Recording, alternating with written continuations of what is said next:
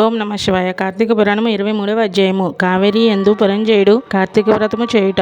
అగస్త్య ముని పలికెను. అత్రి మునీంద్ర, పురంజయుడు యుద్ధమందు జయమొందిన తర్వాత ఏమి చేసనో నాకు తెలియజెప్పుము. అత్రి పలికెను. శత్రు బాధారహితమైన అయోధ్య పట్టణమందు పురంజయ మహారాజు సమస్త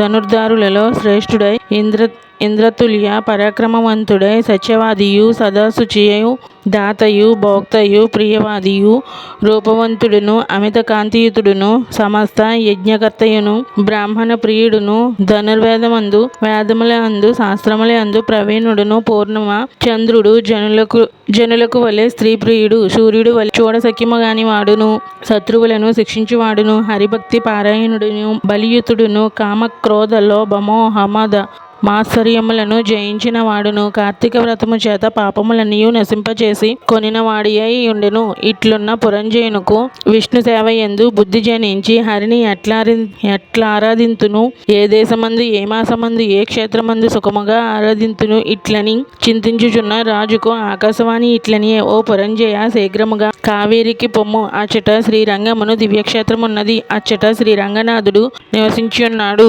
కాబట్టి సంసారచ్ఛేదమును జయవాడుగు శ్రీరంగ నిలయుని సేవించుమని చెప్పి ఊరుకుండెను. ఆ మాట విని రాజు అయోధ్య పట్టణమును విడిచి తన చతురంగ జ్వలములతోనూ అనేక క్షేత్రములను తీర్థములను చూచుచు కావేరి మధ్యనున్న శ్రీరంగము చేరును. కార్తీక మాసమంతయు అచ్చట ఉండి కావేరి మధ్యము నివాసముగా గలవాడైన శేషశాయి అయిన విశ్వమంగళుడైన శ్రీ రంగనాథ స్వామిని పూజించుచు కార్తీక వ్రతమును శాస్త్రోక్తముగా చేసెను. కృష్ణ కృష్ణ అని గానము చేయుచు గోవింద వాసుదేవ అని నిరంతరము కీర్తించుచు విష్ణు పూజ పారాయణుడై స్నాన దాన జప హోమములు దేవాభిషేకములు చేయుచు శేషశాయి శ్రీ రంగనాథుని విధియుక్తముగా ఆరాధించి మాసమంతయు ఇట్లు వ్రతము సల్పి మాసంతమందు ఉద్యాపన చేసి తన పట్టణమును గురించి బయలుదేరను. మధ్యనున్న దేశములను చూచుచు సమృద్ధమైన తన దేశమునకు పోయి అందున్న అయోధ్య పట్టణమును చూచెను. ఆ అయోధ్య అనేక రాష్ట్రములకు అలంకారమై సంతోషముతోనూ పుష్టితోనూ కూడిన జనులు కలిగినదియు దృఢముగానున్న ప్రాకారములు తోరణములు కలిగినదియు దృఢముగానున్న యంత్రములు గడియలు కలిగినదియు అగట్టలు కలిగినదియు గుర్రములతోనూ ఏనుగులతోనూ రథములతోనూ నిండియున్నదియు గృహ గోపురముల వెంట వీధులు కలిగినదియు అనేక వర్ణములు గల పతాకములు గలదియు వాయువు చేత చలింపజేయబడుచున్న పతాకములు గలదియు అనేక భటులు కలదియు అనేక దేశవాసులతో గూడియుండెను.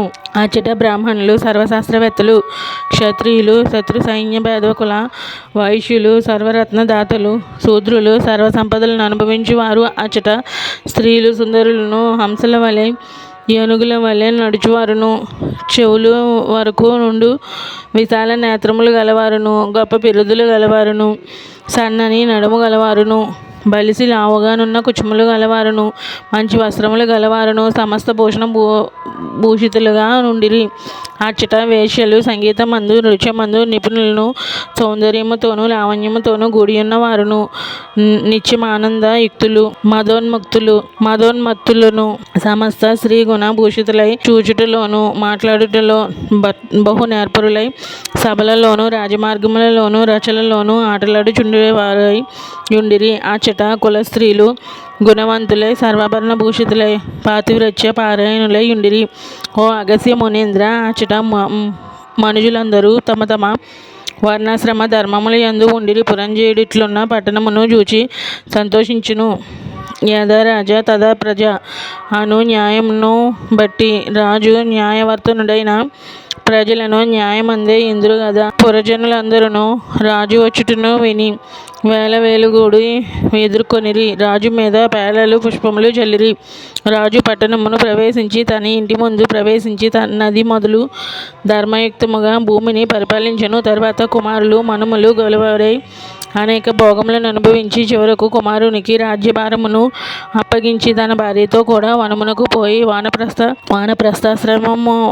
వానప్రస్థాశ్రమం అవలంబించి కార్తీక వ్రతమును విడవక చేయుచు హరిభక్తిని స్థిరముగా చేసి దాని చేత వైకుంఠలోకవాసి అయి సుఖముగా నుండెను. అగస్త్య మునీంద్ర, కార్తీక వ్రతము మహామహిమ గలది. ఈ కార్తీక ధర్మము హరికి ప్రీకరము. కార్తీక వ్రతము చేయవాడు పరమ పదమును బంధును. అవసమై చేసినను ఉత్తమ గతి పొందను. సమస్త సౌఖ్యములను ఇచ్చినదియు కలికల్మష నాశకారియోనైన కార్తీక వ్రతమును చేయని మనుష్యుడు దుఃఖమును పొందును. హరిభక్తి యుక్తుడై శుచితో ఈ అధ్యాయమును వినివాడు సమస్త పాతకములను నశింపజేసుకుని పునరావృత్తి రహితమైన మోక్షము పొందును. ఓం నమః శివాయ. కార్తీక పురాణము 23వ అధ్యాయము సమాప్తం.